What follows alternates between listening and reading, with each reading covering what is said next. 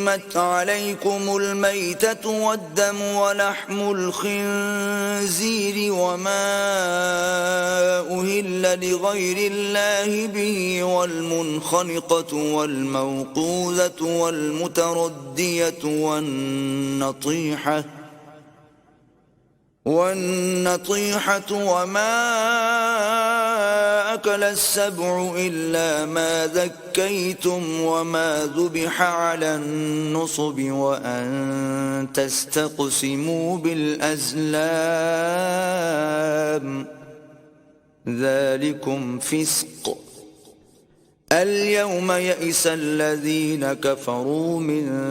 دينكم فلا تخشوهم واخشون اليوم أكملت لكم دينكم وأتممت عليكم نعمتي ورضيت لكم الإسلام دينا فمن اضطر في مخمصة غير متجانف لإثم فإن الله غفور رحيم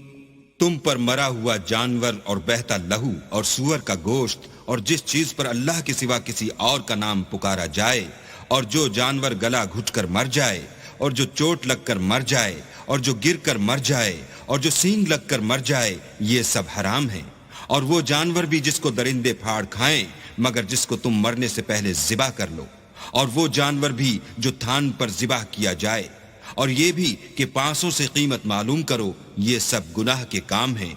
آج کافر تمہارے دین سے نا امید ہو گئے ہیں تو ان سے مت ڈرو اور مجھی سے ڈرتے رہو اور آج ہم نے تمہارے لیے تمہارا دین کامل کر دیا اور اپنی نعمتیں تم پر پوری کر دیں اور تمہارے لیے اسلام کو دین پسند کیا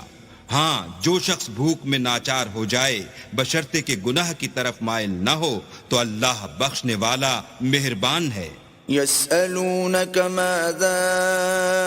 أحل لهم قل أحل لكم الطيبات وما علمتم من الجوارح مكلبين تعلمونهن مما علمكم الله